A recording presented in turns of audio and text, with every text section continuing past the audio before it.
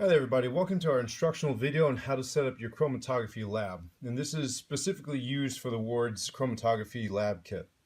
Now what you're going to have at each station is this. You're going to have a pipette, chromatography vial, a piece of chromatography paper, a straight edge, and also you're going to need a leaf of spinach.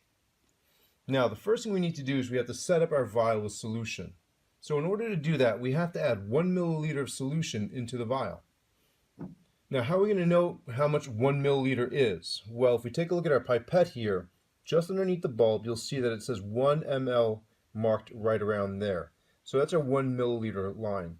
So all we're going to have to do is open up our solvent jar. And just like we use a pipette, squeeze the air out of the bulb first, drop the tip in, and then slowly release the bulb to draw the fluid up or the solvent up. Once we hit 1 milliliters, we're going to place it into the vial.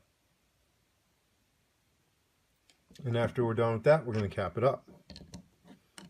And we're going to cap it up because, one, if you tip it over, you don't spill it if the vial doesn't break.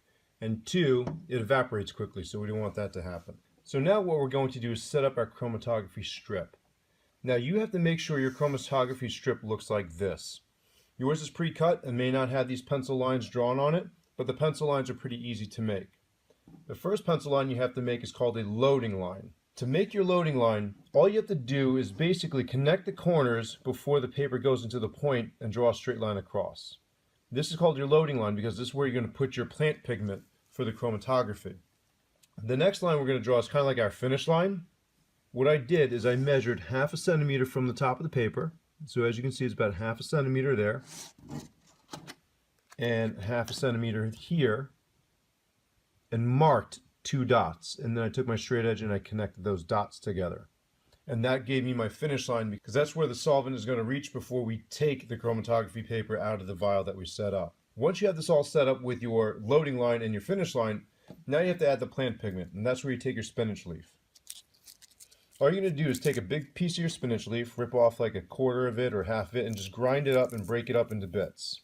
And you want to squish it and smush it in your fingers so your fingers start to get wet, and that means the pigments are being released. Once you have that done and going, all you're going to do is take your spinach and just rub it in a circle, and you want to create a dot on your chromatography paper. If you're using a finger to pin it down, it's not covered in pigment.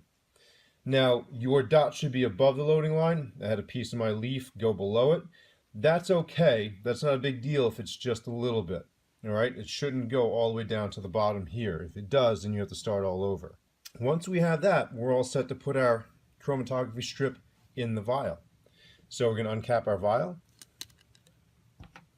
I'm just going to bend it just a tiny bit and then place it in the vial. When you place it in the vial, you should only place it as far down so the tip goes into the solvent. You don't have to submerge the whole bottom part. You just want the point to touch the solvent. And this is what it would look like.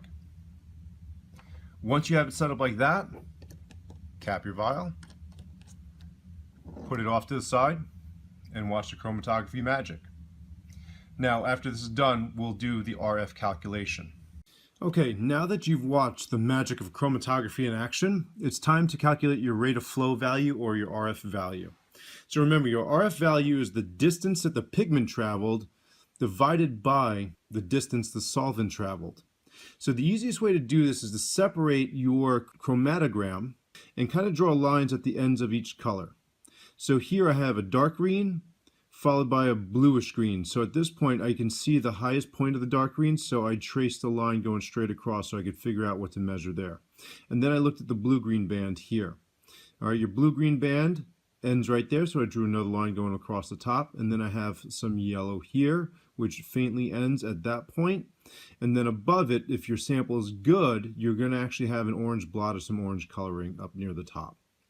All right, so these lines represent the distance that the pigments traveled. So you're going to create an RF value for chlorophyll B, which is the dark band, dark green. Chlorophyll A, which is the bluish green, the xanthophylls, which is the yellow, and then the carotenes, if you get them, up above. Now to do that, you have to convert it into millimeters. Now remember, as we talked about, you can measure the distance in centimeters and then simply move the decimal point one place to the right to convert it into millimeters. So first, what you should do is figure out how far your solvent front is. Okay, so we wanted it to end at the finish line. The solvent front looks like it's at about 6.9 centimeters. So it's 69 millimeters, and that's going to be your denominator in all of your equations for each one of these pigments, because the solvent front traveled 69 millimeters for every single pigment. Next, what you're then going to do is you're going to calculate the distance that the pigments traveled from. So you always start from the starting line and you go up and you measure the distance to the top of that pigment. So from the starting line, which is roughly at about 0, to the top of the path that chlorophyll B traveled to, it's roughly 1.8, so it traveled 18 millimeters here. Once you get those measurements, all you have to do again, take the distance the pigment traveled, such as chlorophyll B, which is 1.8, 18 millimeters, and then divide it by the distance the solvent traveled, which is how high the solvent front or finish line was. 18 millimeters divided by 69 millimeters, and that will give you your ratio. So that's what you have to do for all of the pigments that you see here, and that's how you calculate your RF value.